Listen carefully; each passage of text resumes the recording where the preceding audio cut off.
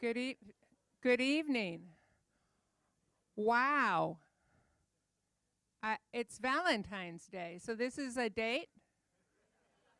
Yay. And you know it's like really cold outside. Maybe you missed us because we had to cancel in January. We wanted to make it extra special tonight, so we have lots of cookies and lots of treats. And so we're so happy to see you here tonight. My name is Mary Madden. I'm the director of the museum.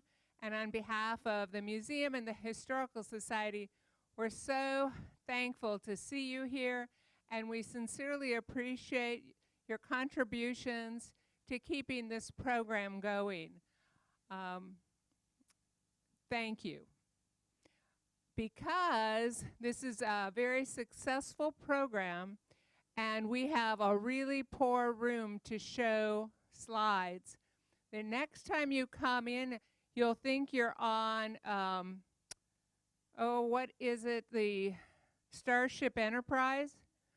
We're going to have 5 monitors. So those in the cheap seats, you're going to be able to see something. So we're excited about that. We do have our programs through July listed here. So if you haven't picked up a brochure, please do so. Can I ask a question? How many of you saw this program advertised in the Cap Journal? Thank you. How many of you take the paper? The ones who's Okay. And at the end of the program, there will be time for questions because we are videotaping this so that you can watch it with your friends in the privacy of your home, share it with others. It'll be on our website, our YouTube channel. We ask that you wait for Daryl to run around and give you the mic so that your question can be heard. So, for questions. So tonight you're here for the program Thomas Hart Benton Paints Lewis and Clark. Steve Sitton is a historian and the administrator of the Thomas Hart Benton Home and Studio State Historic Site in Kansas City, Missouri. And you've been there since 2001, so he knows a little. How many have been to this site? Well, look at this, you little traveling group. As director of the Benton home, he has the responsibility and the honor of actually living there. I know, cool. Steve will be speaking tonight on the noted American muralist Thomas Hart Benton. At the age of 76, Benton made a 3-week trip up the Missouri River. He wanted to make sketches along the Lewis and Clark Trail and visit western frontier sites drawn by Karl Bodmer in 1833. Benton hoped to produce a piece that would be one of the crowning achievements of his long and illustrious career. I will let Steve tell you the rest of the story. Please join me in welcoming our speaker, Steve Sitton.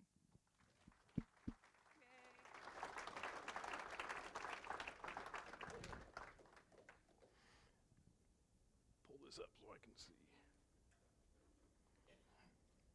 Okay. You guys hear me okay back there? Should be. Good, good.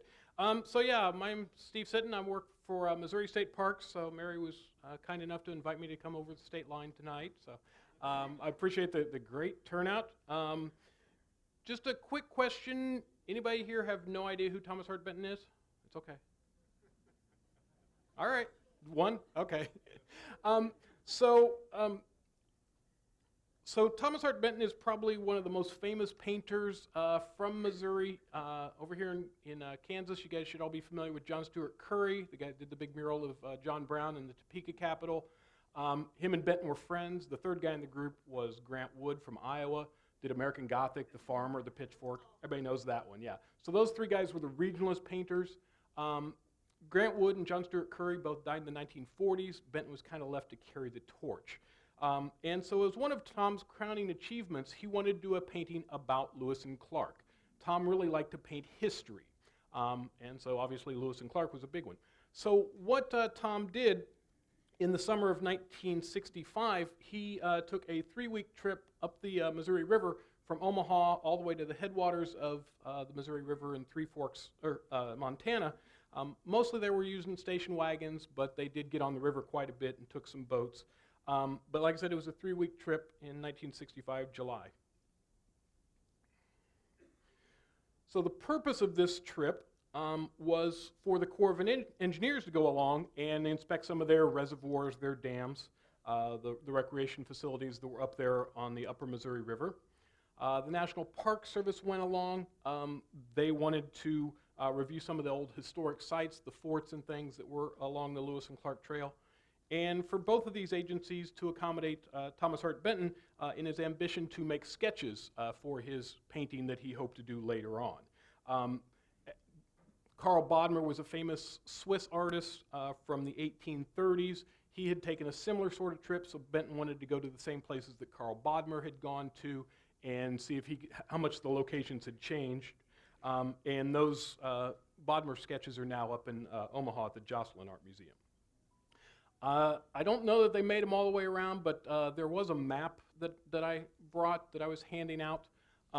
So here is that. That might be helpful as we go, just to kind of follow along as we go up the Missouri River. But from Omaha to the Fort Peck Reservoir, the river has undergone pretty radical changes since the time of Lewis and Clark. There were 6 major dams constructed along the river, from Gavin's Point near Yankton, South Dakota, all the way up to Fort Peck, Montana. So for much of the upper Missouri River, it's really just a series of lakes. And some of you, I'm sure, have probably traveled up the Missouri River and seen that. But once you get past Fort Peck, all the way out to Fort Benton, Montana, the river is still pretty primitive and still pretty wild, much as Lewis and Clark would have seen it. Lewis and Clark had crude maps, which were worthless west of the Yellowstone River. The Lewis and Clark party suffered fatigue, boils, dysentery, mosquitoes, cantankerous grizzly bears, and near starvation. Our 1965 group had highways, powerboats, motels, beer, and nothing more serious than indigestion and a bit of sunburn.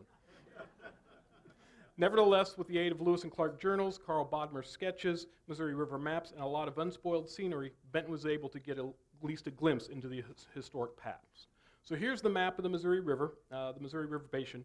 So it goes north from, where was Omaha, all the way up here towards just past Bismarck. Then it makes its swing to the west, goes through, there's Fort Peck Lake, the last big reservoir.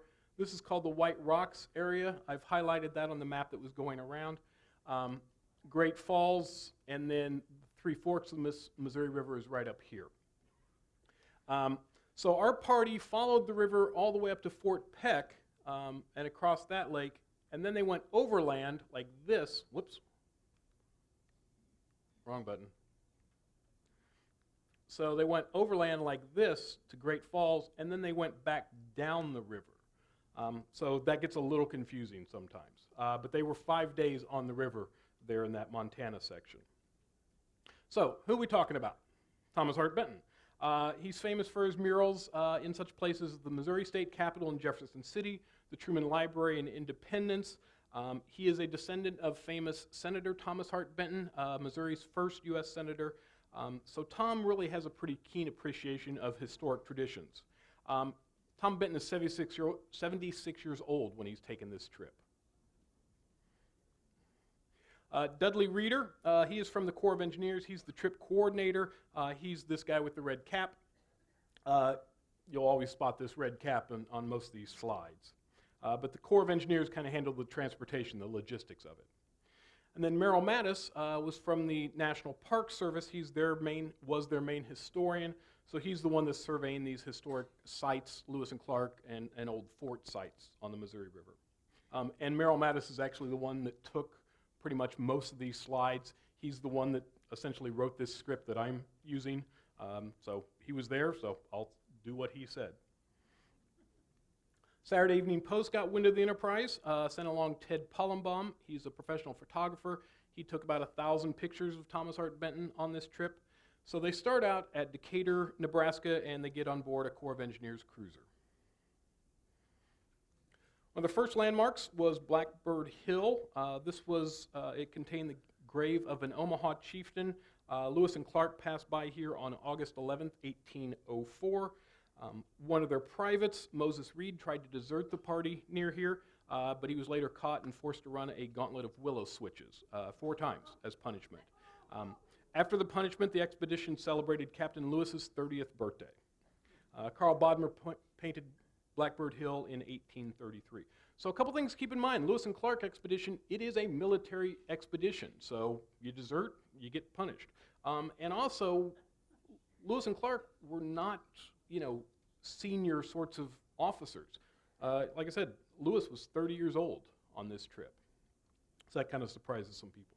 So this is Karl Bodmer's painting in 1833, and this is what Blackbird Hill looked like to the Benton group in 1965.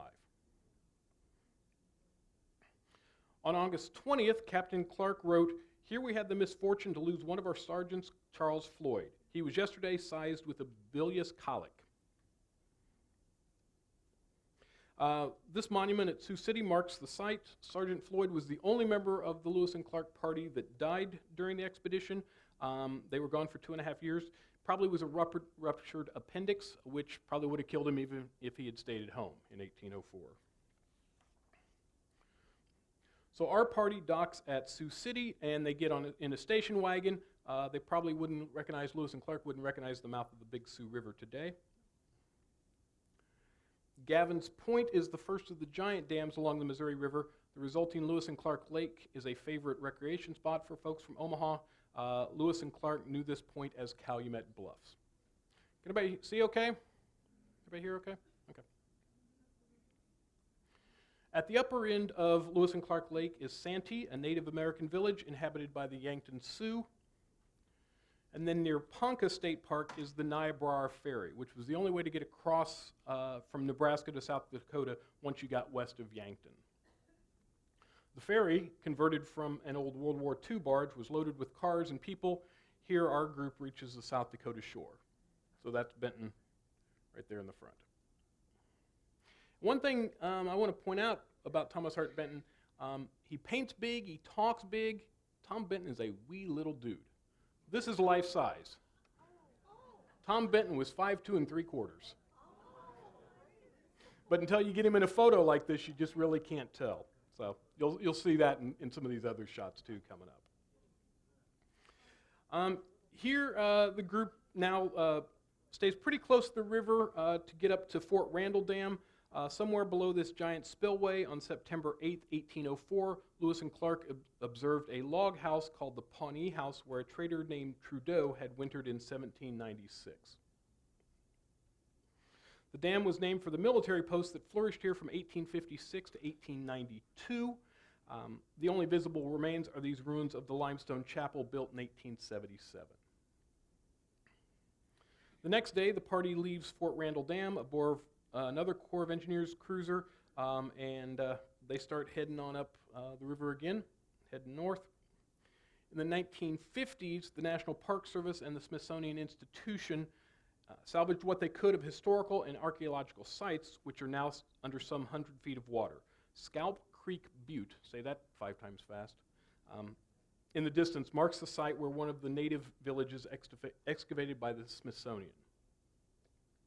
Although much of the history has been drowned out, the shoreline is quite picturesque.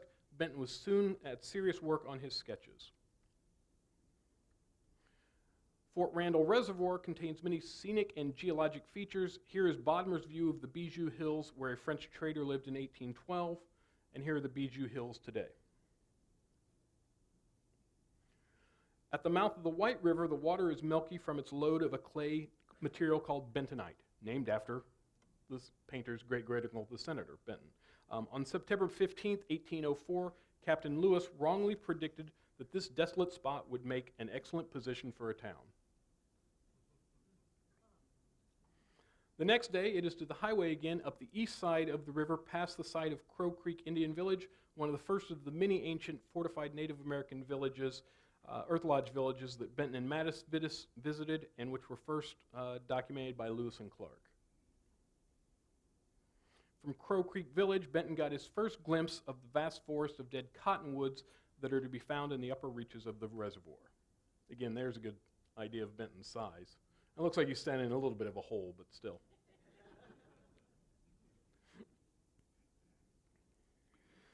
The Big Bend of the Missouri forms a near-perfect loop and was called by Lewis and Clark the Grand Detour. From a high point looking south, one can see the Missouri River on both sides of the narrow neck of this 25-mile bend. So there's water there and there's water there, but the river goes 25 miles around that. But during the steamboat era, a lot of times passengers would walk across that narrow neck, just get some exercise, stretch their legs a little bit. The site of Fort George, a trading post of the 1840s, was being rapidly eradicated by bank slumping along the edge of the reservoir. But here is Benton, Mattis, and Dudley Reeder. There's that red cap again. And they are visiting some prehistoric villages being excavated by the Smithsonian before the rising waters of the Big Bend Reservoir destroy the sites. The Smithsonian and the National Park Service began this cooperative program in 1946. So there's the site of Fort George that I just mentioned. And then the Ohi Dam, one of the largest earth dams in the world, was named for the old Ohi mission, which once served the Cheyenne River Sioux. If this chapel had not been moved as a historic attraction to the east end of the dam, it would now be deep underwater. Looking northwestward towards the Ohi Dam with the chapel far in the distance, that little dot right there, and the powerhouse and surge tanks to the left, there in the kind of the center. And then Thomas Hart Benton is looking southwestward from the same point towards the site of the old trading post of Fort Pierre. It was here on September 25th, 1804, that Lewis and Clark narrowly avoided having a gun battle with the Teton Sioux. Here's the South Dakota state capital, Pierre, South Dakota. A pair of French-Canadian explorers visited the area all the way back in 1743. So we think of Lewis and Clark as being the first white men up here, but not even close. So we often do forget about the French explorers here in the prairies and in the Midwest. About 15 miles above Ohi Dam is the site of Fort Sully, one of the great military posts of the frontier. When the Park Service had excavated a few years previously, the site was high above the river. By 1965, it was nearly submerged by the gigantic Ohi Reservoir. Our party crossed to the west side of the Ohi Reservoir by the new bridge on Highway 212, where the Ohi had also inundated the old Cheyenne River Indian Agency. On October 1st, 1804, Lewis and Clark found a French fur trader named Vallee encamped here. Several Dakota ranchers keep bison around, which were duly photographed and sketched. And in Benton's final painting, there are a couple bison, in one of the versions of the painting at least. Now the team heads north up the west side of the Missouri, pausing to pay their respects to Jedediah Smith, one of the more reputable fur traders. But the group was unable to locate the site of Fort Manuel Lisa, where Lewis and Clark's guide, Sacagawea, reportedly died in 1812 at about 25 years of age. So they proceeded on to Standing Rock Indian Agency at Fort Yates, North Dakota. So now we're in North Dakota. Then on to Fort Abraham Lincoln State Park below Mandan, North Dakota. The inverted bowl-shaped structures are restored earth lodges of a Mandan village described by Lewis and Clark on October 19, 1804. In 1876, General George Custer rode forth from Fort Lincoln to his doom.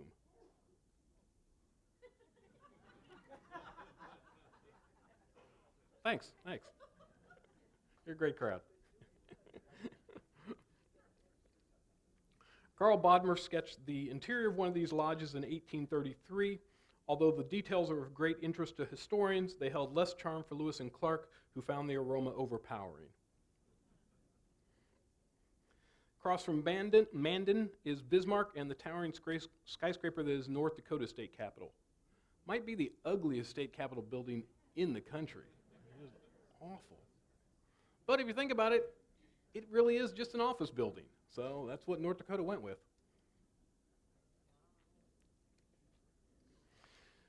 On the west side of the Missouri River near Bismarck is the mouth of the Hart River. Here begins a 50-mile chain of ancient native earth lodge villages. Paul Ewald of the State Archaeological Commission shows the location of a village known as Pretty Point, which was already abandoned when Lewis and Clark passed here on October 23, 1804. Smallpox epidemics had shrunk the Sioux populations in the late 1700s. So also, too, by the time Lewis and Clark get up here in 1804, a lot of the natives were already gone. They were decimated by this smallpox that they had no resistance to. So again, something we're not always aware of. Here's a shot of Benton in a field of the blue blossom flax that blankets North Dakota in midsummer. While examining another abandoned Mandan village, they also came upon a beautiful example of a homestead log cabin with a sod roof. Nice shot there for some old car aficionados, too. Mr. Ewald points towards the site of Fort Mandan when Lewis and Clark spent the winter of 1804-05 before resuming their journey. The newest member of the Lewis and Clark expedition arrived on February 11th when Sacagawea gave birth to a son. 8 weeks later, the party was on the move again. Lewis and Clark had a young woman, this Native American guide, and a 2-month-old infant on the trip with them.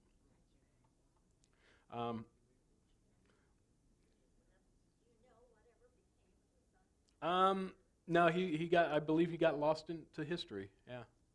And we really aren't real sure what happened to Sacagawea either. So, yeah, other than she might have died at that one fort that I mentioned earlier. We don't have birth dates or exact death dates, so. Possibly, yep. So everybody knows about Sacagawea. On this Lewis and Clark expedition, she was probably about 16 years old. She accompanied Lewis and Clark all the way to the Pacific Ocean.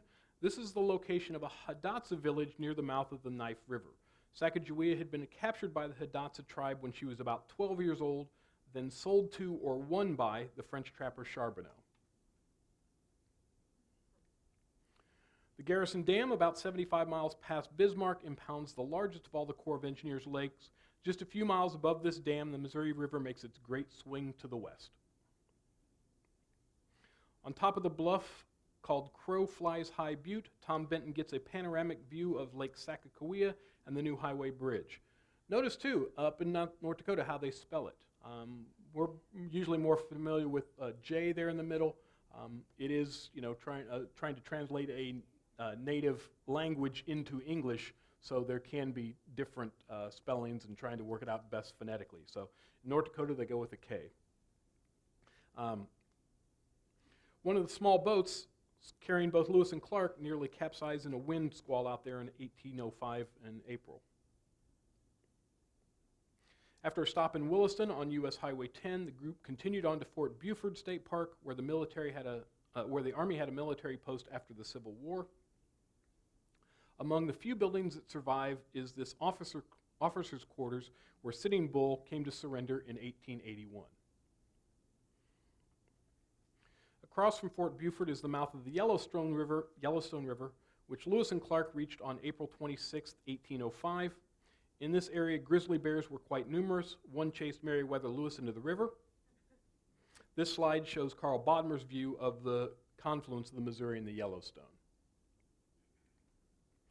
Right next to the Montana line, but still in North Dakota, is the site of Fort Union, the greatest of all the trading posts of the upper Missouri River. The Benton party got a good view from a hill overlooking the site. Notice those exposed bluffs in the distance. In 1833, Karl Bodmer made a famous sketch of Fort Union trading post.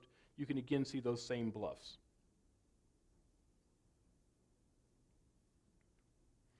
Now in Montana, they paused briefly at Fort Peck Dam, the last of the 6 big dams on the Missouri. And now they leave the river, they go overland far south towards Great Falls, passing through Jordan, a famous cow town. And on to Helena, the Montana state capital. Looks a little more what we expect out of a state capitol building. Here they examine the famous Charles Russell paintings and a diorama of the Lewis and Clark expedition of 200 years ago.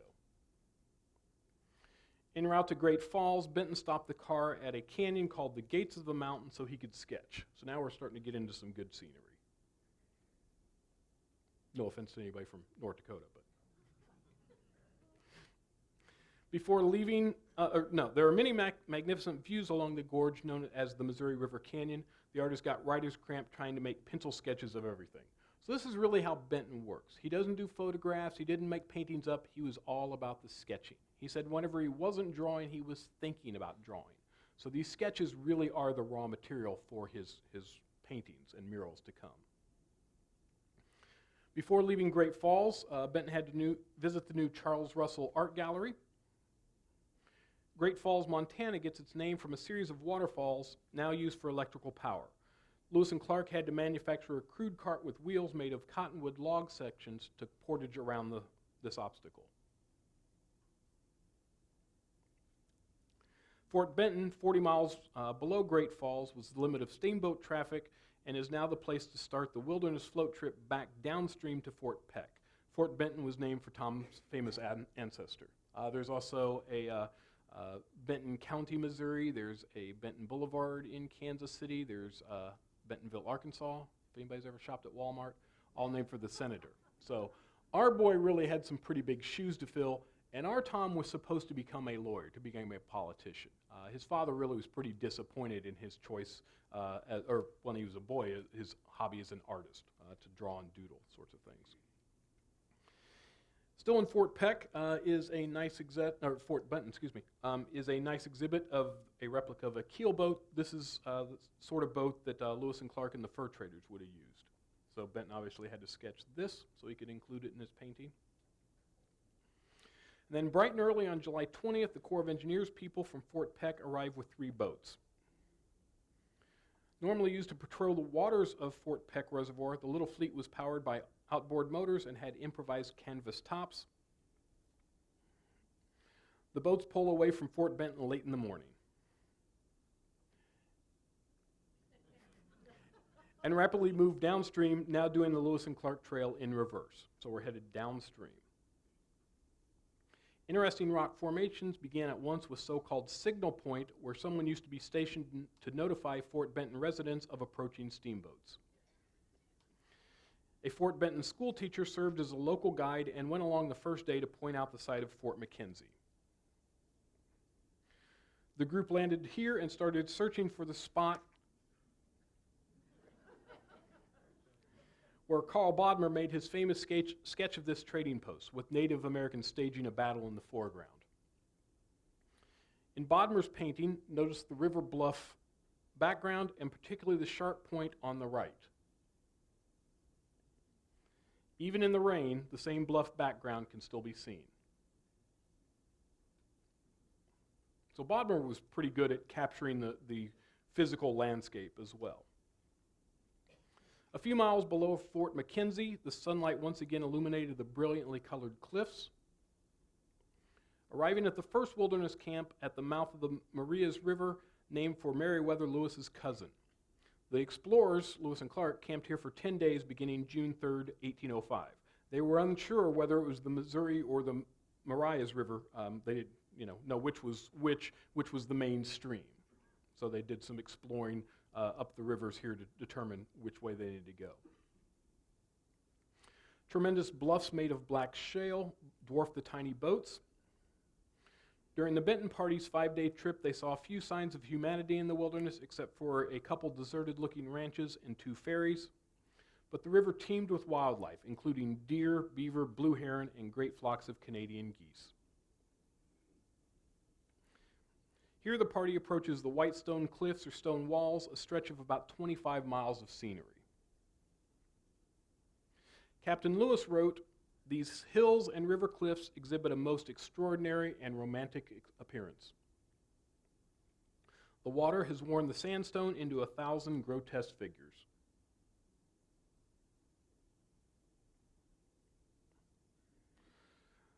Our boats landed just below the mouth of Eagle Creek in the heart of the White Cliffs. The Fort Peck crew set up camp opposite a deep box canyon while Thomas Hart Benton got busy with his sketching. The foreground is enhanced by the large number of cottonwood logs that have been cut by beaver." So there's Tom's sketch of that campsite. So I'll back up.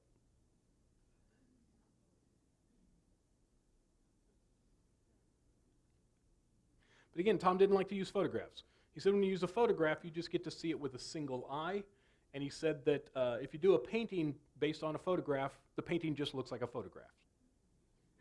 So it was all about the sketches. The next day, opposite the camp, a huge volcanic outcropping known as LaBarge Rock looms in the early morning sun. Right after breakfast, Benton started to work on a sketch of the camp, surrounded by the natural wonders. Tom loved the backwoods, grumbling during this trip, "The hell with civilization. Women come out here saying they are dying to get a look at the darling wilderness, and the next thing you know, they are demanding flush toilets."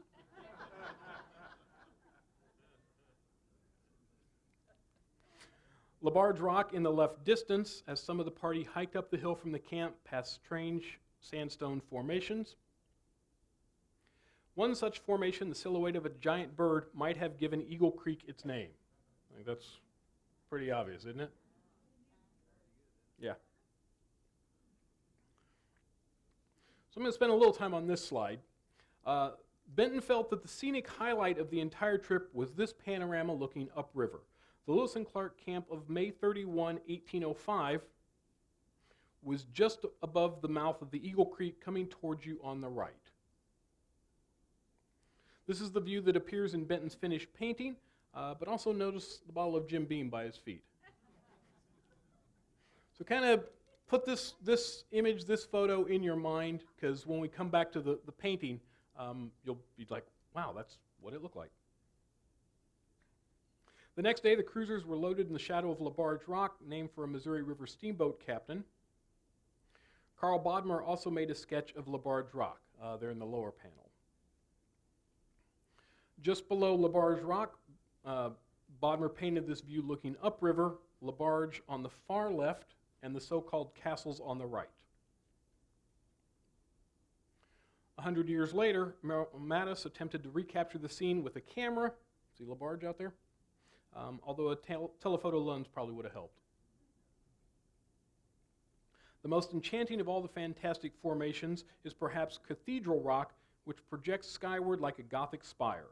William Clark exclaimed, "As we advance, there seems to be no end to the visionary enchantments which surround us." Karl Bodmer painted Cathedral Rock 28 years later. More wonders were in store. The boat is passing below the distinctive ridge known as Hole in the Wall. Then the parapet walls which dominate the river like a fortress. Bodmer's sketch was made somewhere in this same neighborhood. You can see the line of white out there. Now cruising downstream from a massive formation called Dark Rock and some more toadstool formations. And then our party comes to the Arrow River, where the Corps of Engineers camped on both May 29, 1805 and July 29, 1806. So Lewis and Clark camped here on the way up and on the way back. One of the few locations where that actually occurred. Obviously, when they were coming back, they were going with the current, so they make quite a bit better time. Here in 1833, Karl Bodmer recorded a large camp of Gros Ventre or Hidatsa Indians. This picture also depicts the kind of riverboat used by the fur traders down here in the bottom corner. And there's the Hidatsa camp in the background. The Corps of Engineers' third wilderness camp was opposite the mouth of the Judith River, named for Captain Clark's sweetheart. He must not have known her all that well, though. Her real name was Julia, and her friends called her Judy.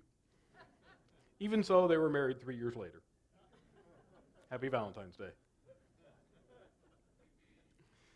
Opposite this modern campsite was the site of the earliest military post in Montana, Camp Cook, where the National Park Service historian Merrill Mattis spent a few hours the next morning exploring the archaeological remains of this desolate outpost. Lewis and Clark found many bison carcasses in the river here and described it as an Indian buffalo jump, but it was probably just several that had drowned. While Benton and the others went back upriver to make more sketches of Dark Rock. Between Winifred, Montana and the 4th Wilderness Camp at Jensen's Ferry, the bare Paw Mountains can be seen. Take special note of the tallest peak in the center and the exposed canyon walls. It doesn't show up real well, but right here, and then there's that peak. Bodmer showed the same peak from a slightly closer vantage point. At one time, the Corps of Engineers had plans to build another dam here, which would have flooded that White Rocks area that we just looked through, but their plans were blocked. After camping at the abandoned Jensen's Ferry site, the boats came under the Robinson Bridge connecting Malta and Lewiston. They are almost at the finish line, the upper end of the Fort Peck Reservoir. One last group photo before the Fort Peck folks went home with their boats. Thomas Hart Benton is leaning forward in the front row. Saturday Evening Post photographer Ted Pollenbaum is standing on his car bumper. And Dudley Reeder still hasn't taken off his red cap. And I don't know if I'd want to spend 5 days on the Missouri River in a boat like that. I mean, they look like they had about 3 people per boat, but even so. The final stage of the journey involved driving back down to Three Forks, Montana, named for the 3 streams, the Jefferson, the Gallatin, and the Madison, which comprise the headwaters of the Missouri River. Here on July 28th, Sacagawea recognized the scene of her capture, enabling the explorers to correctly follow the Jefferson River to its source and thus through the Bitterroot Mountains and on to the Pacific.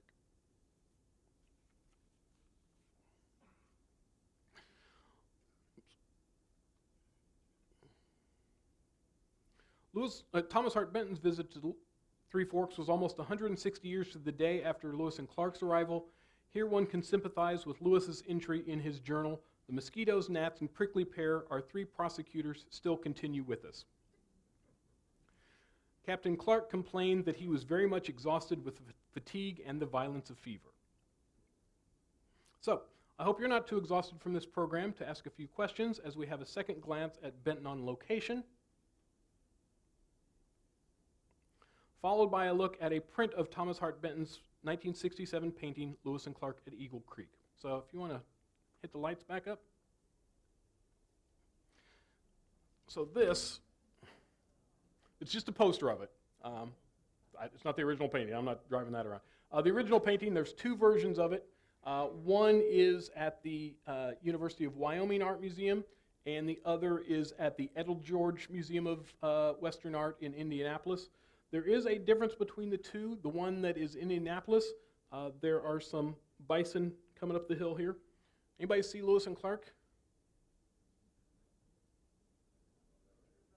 Little tiny boat right there. So Benton, goes to see a keel boat. He goes to see this diorama, reads Lewis and Clark journals, and then just barely includes him in this painting. But I think what Tom's trying to show here is how far Lewis and Clark went, how isolated they were out there, and just how vast that Missouri River basin really was. So, okay.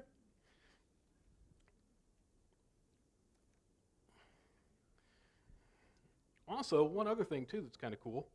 Just happened a few months ago. Anybody watch this TV show, Madam Secretary? They include Benton's painting in the set.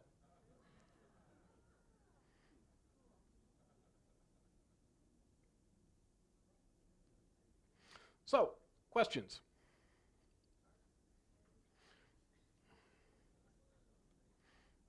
So, let's get the microphone.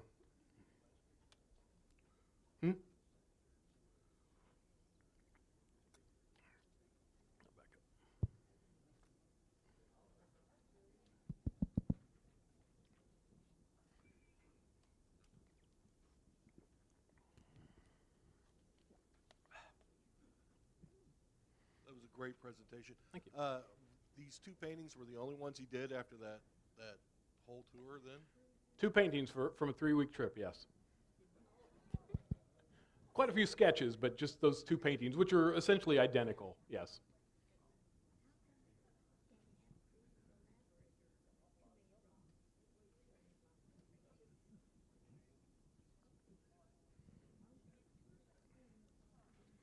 Yeah, if anyone is interested, there is a Lewis and Clark chapter studying Lewis and Clark that we would like people to join. We have about 70 people in our chapter. It's called the Missouri-Kansas Riverbend chapter of the Lewis and Clark Trail Heritage Foundation. There's a website. The website is lewisandclarkkc.org. lewisandclarkkc.org. Our next program is April 27. Just a second. Is it Thomas Hart Benton's son? Was an artist out here in Kansas at a farm? You're thinking of Anthony Benton Good. That is Benton's grandson. Grandson. Yep. Okay. Did some murals over at West Star. He's done like 3 murals in Kansas City. He's got 4 or 5 murals down in Joplin and Neosho, Missouri, which is where his grandfather was from. So yes, Anthony Benton Good, Tom's grandson. Thank you.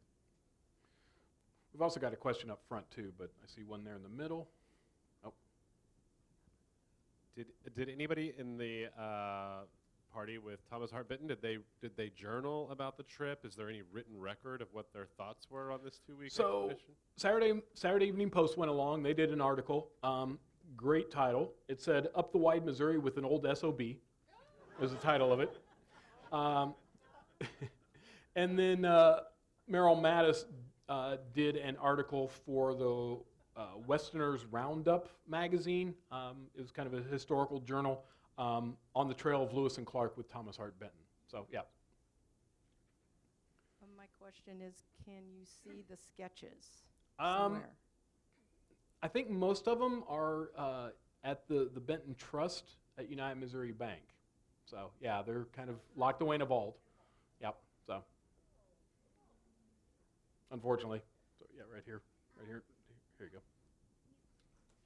You know, they have cruises or down the Mississippi, Mm-hmm. get on Dubuque, Iowa. Sure. How come they're not having any cruises down that? Is it too much rock formation? I think the rock formation is just fantastic. How come they've not had any cruise boats down that? That's a good question. There might be. They'd probably be smaller. Dan? There are. Okay. Dan says there are. Okay. Yeah, if you go to like the Lewis and Clark website, they'll apparently take you on a boat trip through much of this same location in July. Okay. Yep. So, yeah, it's got to be a fairly smaller boat, I would imagine, because obviously the Missouri's not nearly as wide and navigable as the Mississippi. So, okay. So there you go. Some artists can be pretty particular and peculiar. Did the party cater to any of his idiosyncrasies? I don't think, Tom really promoted himself as this manly man. He's this outdoorsy type. Almost every spring he would take a floating and fishing trip down in the Ozarks. So he really kind of enjoyed going out there and roughing it. So I know later on in this trip, Tom, he went out to the Wind River Mountains of Montana and Wyoming. Later on, a couple years earlier, he'd taken a 3-day trail ride through the Canadian Rockies. And his buddies that are going with him on these trips out in the mountains, they're 30 years younger than he is.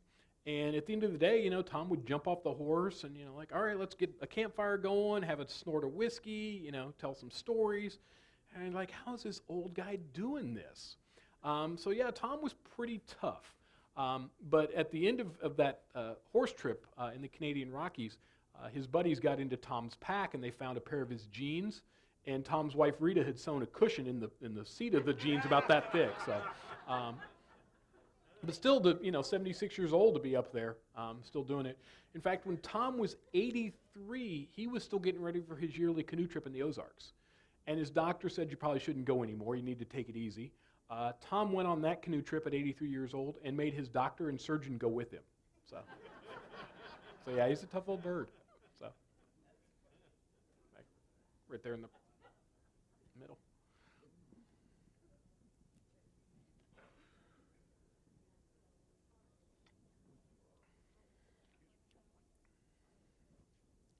The print you held up of the Eagle Creek, is that the size of the original? No, it's larger. How much larger? I'm not sure. Okay. Sorry. And then what makes something a mural and what makes it a painting? That is an excellent question. It is something I've kind of thought about. We say that Benton did 15 murals over his career. He considered murals to be the highest form of art because it was public art. And he also said, I like to paint murals because I can include more stuff in them. But yeah, when does a large painting turn into a mural? And vice versa. And I think it has to do with, a mural is we often think of as painting directly on a wall. Tom usually didn't do that with his murals, but they were designed generally for a specific location. It was designed to be in the lobby of the Truman Library. It was designed to be in the Missouri State Capitol, for example. But he's got some, what we would consider easel paintings that are the same size as some of his small murals. But again, they weren't commissioned by and for a particular location. So that's arguable, and so that's why I say we think he did 15 murals, but it depends on how you count them. So, okay? And we could argue what's a painting, what's a mural, but I think that's where it kind of comes down to. Steve, you might mention the street address of the Benton Historical Site in Kansas City. Sure. And when it's open. Sure. So I think most of you got the little brochure. It doesn't have our hours on there because we print these by, we print 10 cases at a time, and just in case the hours change. But I would like to invite you to come out and see the Benton home and studio. We're in Midtown Kansas City. We're right in the Westport area. The address is 3616 Bellevue. So if you know where the KU Med Center is there in Kansas City, we're 6 blocks due east of that, essentially. We do guided tours through the house and studio. The tours last about 45 minutes. The home and the studio are completely furnished, so you get to see Tom Benton's paintbrushes and his clothes and the family's books and dishes and the carpets. So it really is kind of the Bentons have stepped out for the day, and you get to take a peek around. We're open Thursday through Monday. Sounds weird. But we're closed Tuesday, Wednesday. That's the easiest way to think of it. And we do tours from 10 to 4. So, okay? Open year round. So yeah, come on out. Tours are $5, which I think is a pretty good deal. So. My question is, my father-in-law studied under Thomas Hart Okay, Benton. great. What was his name, if I may? Cornelius Ismert, I-S. Yes, yeah, sure. Yeah. You know him? I know that, yep. Yeah, well, Ismert's a big Kansas City name. Mm-hmm. Anyway, how long he taught, or I guess he taught at the Art Institute, because if I understood it right, that's where my father-in-law studied under him. Yeah. So how long was he a professor or what? Tom was the head of the painting department at the Kansas City Art Institute. He got the job in 1935. He had been living in New York for about 22 years, and the job at the Art Institute and the commission to paint the mural in Jefferson City is what really brought him back to his home state in glory in 1935. Tom had a very stormy relationship with the Art Institute. He refused to give grades to his students. He said this is an art school, not a university. His mural in the Missouri State Capitol in 1935-36, there were some things in there that were fairly controversial. Tom showed scenes of slavery. He showed Jesse James. He showed the old boss of Kansas City, Tom Pendergast. He showed the Mormons being expelled from Missouri in the 1830s. He showed the Depression. Did we have those things in Missouri? Yeah. So Tom painted them. But there were some people who were upset about that. Then in 1937, Tom releases his autobiography, a wonderful book, An Artist in America. Tom's very, very quotable. There were some passages in there about some of his early sexual experiences, because it was an autobiography. So then one of the former presidents of the Kansas City Art Institute said, we got to get rid of this guy. He's corrupting our youth, sort of thing. And got copies of the book and underlined the things he didn't like in red, and went to the board of the Kansas City Art Institute and said, we got to fire this guy. So there was some talk in 37 of getting rid of Benton, but he was able to hold on for a couple more years. Then in 1938-39, Tom did a pair of very large nude paintings, one called Persephone, which is at the Nelson Atkins Art Museum in Kansas City. The other one is called Susanna and the Elders. They were collectively labeled the two nudes. They are quite naked. But Persephone is a Greek myth. Susanna and the Elders is a biblical story. If Tom had painted them in that classic tradition, it wouldn't have been a problem. That'd been done for centuries. But they are pinups. They're Ozark farm girls with an old man leering at them. Persephone was originally supposed to go to the St. Louis Art Museum for an exhibition. They turned her down initially, said they didn't want the uproar. great quote. A recent critic said that Persephone is one of the great works of American pornography. Tom got a couple of bourbons in him, did an interview, and he said about these paintings, I don't care if my paintings ever hang in art museums, they're graveyards. I would prefer my paintings hang in saloons, brothels, and Rotary clubs. Not going to win him a lot of friends in the art world. And then the final straw, what the Art Institute technically got him on, in the spring of 1940, he took a 10-day sketching trip, went down to the Ozarks. A bunch of his students went with him. Tom did not get permission to take students out of town. Some of the students went skinny dipping. Tom took a bottle with him, got kind of drunk a couple nights. So once this gets found out, really the jig is up. And Tom really kind of throws down the gauntlet. And he says, most art school administrators and most art museum directors are pretty boys with delicate wrist.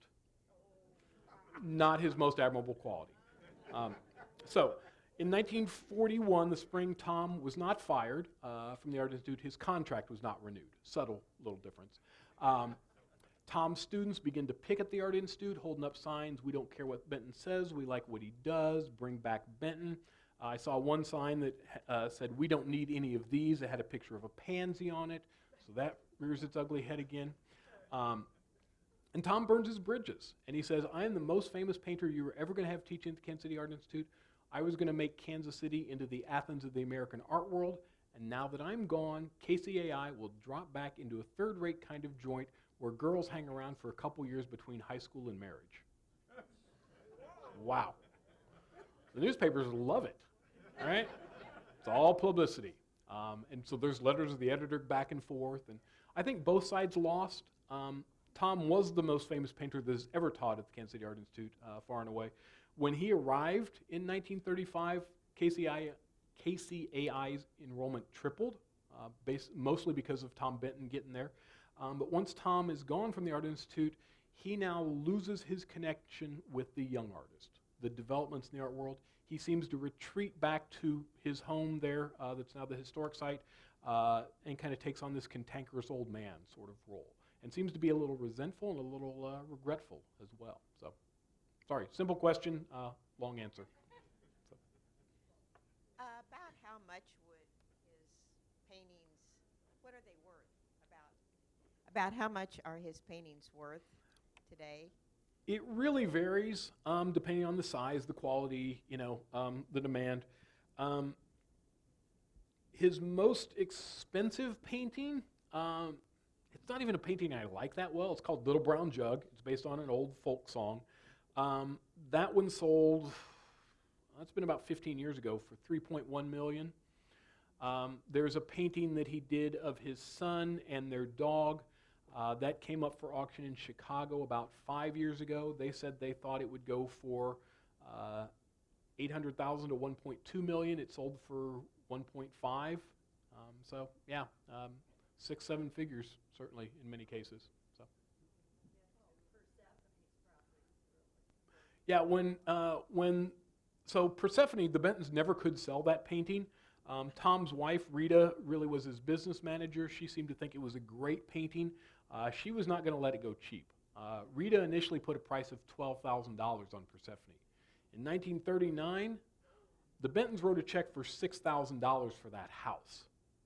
You give me 2 houses like that, you can own Persephone in 1939. As time went on, Persephone becomes more accepted, more popular. If you have a Benton exhibition, you had to try and borrow her. But again, the Bentons never could sell her. In their will, Persephone was loaned to the Nelson Art Gallery, a long-term loan. And then as we start approaching 1989, that would have been Tom's 100th birthday, so there's some renewed interest in him.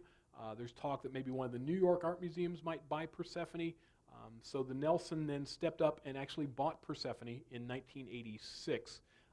When the Nelson purchased Persephone, she was the most expensive painting they had ever bought up to that point. That record has been smashed several times now at the Nelson, but in '86 it did set a new record for them. So she is on display, yeah. And you come around the corner up there on the second floor, and you can't miss her. She's about 6 feet tall. She is big and naked and glorious. So.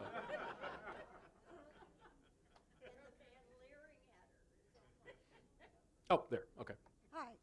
Years ago, I was reading about Benton, and they said he had a Benton's Bash where people would bring paintings he had done. Was that the Kelly Bar and Grill up there in Westport? Yes. When Yeah. did that stop? So, yes, there was every year around Tom's birthday, April 15th, a Benton Bash at Kelly's Bar in Westport. I have met people that said they sat next to Tom Benton at Kelly's Bar. Tom's daughter, Jessie, says he never set foot in the place. So then who do you believe? So they continued that Benton Bash. When I started the Benton home, we kind of revived it a little bit. We did it for several years and did it up until we tried a big one for Tom's 125th birthday 6 years ago. And that went pretty well. And then we did one more for his 126th birthday. And then we saw, it's kind of the same people over and over again. It really wasn't growing. It was about the same event. So we kind of took a break for a couple years. Now we kind of get together and just do a little toast for Tom and have some cake. And so, but we might kind of bring it back on some of the big birthday anniversaries and things. But yeah, it was just kind of aging out and stuff. Tom Benton, in 1974, was hired by the Country Music Hall of Fame in Nashville to paint a small mural for their new Hall of Fame building. They were being established. Tom had a couple times said he wasn't doing any more murals, that they took too long, all that climbing up and down. But he really liked bluegrass folk music. The country music mural was supposed to be about 6 foot by 10 foot, so it was one he could do in his studio. So he agreed to do that. He got paid $60,000 for that mural in 1974. Wow is right. That's a ton of money. So he worked on it for about a year, and then January 19th, 1975, he told his wife Rita that he was going to go out to the studio after dinner. If he was happy with the mural, he was going to sign it, put on the last coat of varnish, and just sit back and enjoy it. He'd been working hard. He actually was a couple weeks ahead of schedule on that mural. And he went out to his studio. He had a massive heart attack and dropped dead. At 85 years old, in his studio with his boots on, not the worst thing in the world. The mural has no signature, but it's very clear that it's his. And it is now in the Hall of Fame in Nashville. Anybody watch the Ken Burns country music documentary a couple months ago? Episode 1, the first 30 seconds, they talk about that mural. They show the sources of country music by Thomas Hart Benton. So. There's one in the red. What did he do in the Navy? We are all over the board here, aren't we? Good. So other than somebody stumped me here. The dimensions on that painting. So yes, Tom did join the Navy during World War I. He decided he would be safer in the Navy than in the Army, less chance of getting shot. So he joined the Navy, didn't see any action, didn't go overseas. He was stationed in Norfolk, Virginia. And the Navy started out, they had him shoveling coal. Didn't like that. So he said, hey, I'm an artist. So the Navy started using him as a draftsman. So whenever one of the ships came into the harbor, Tom would have to fill out a report about the ship, how long it was. And he had to do a little drawing of the ship. And most important was its camouflage pattern. So the Navy could identify the ship based on the camouflage pattern, because they all were a little different. Up to that point, Tom really had been a modern artist. He had been an impressionist, cubist kind of artist. And this work in the Navy really forced him to be more representational. His drawings had to be accurate. The Navy usually would give him about a week to do these reports, and it took him a couple hours. So he had a lot of free time in the Navy. So he took up boxing. That also got him out of some other duties. I'm sorry, I'm training. I gotta go box. He did then lots of drawings and watercolors of the harbor installations, the lives of the sailors, things like that. Yep.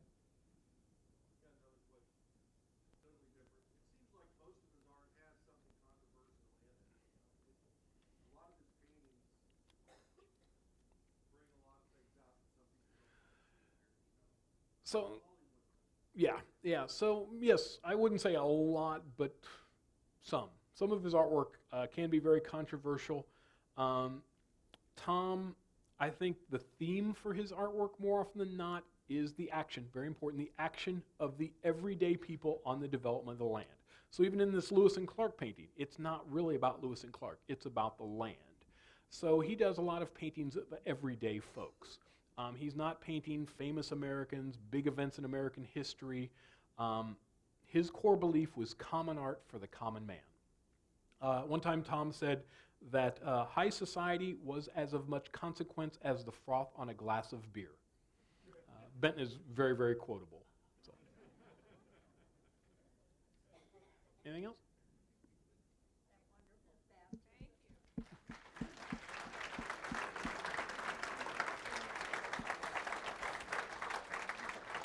Thank you. Thanks for coming out, everybody. Okay. Did you have a question about Pomp, the son of Sacagawea? Yeah. Okay, so this is my little bit of history I do know about Sacagawea. You can't hear me? Okay. So Sacagawea or Sacagawea, either way, she gave birth to a son, Jean-Baptiste Charbonneau, and he was adopted by William Clark. And he is the only member of the Corps of Discovery that made it back to the West Coast as an adult. So that's my little contribution. Thanks for correcting. Uh-oh.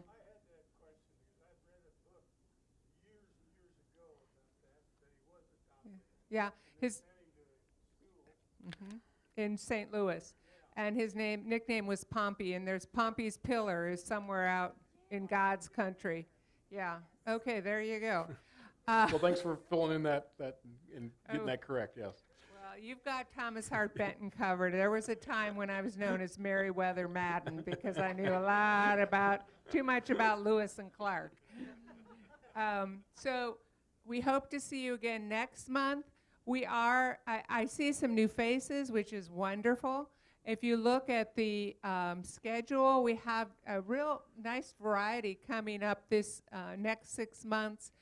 We started this program about 3 years ago focusing on World War I when it was the anniversary, but we've branched out. So I think there's something here for everyone.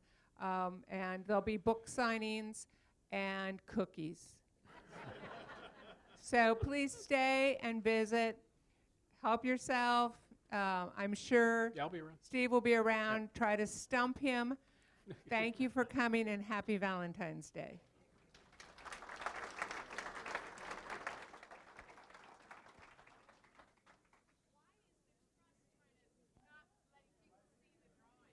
How many paintings did he do when he did this trip?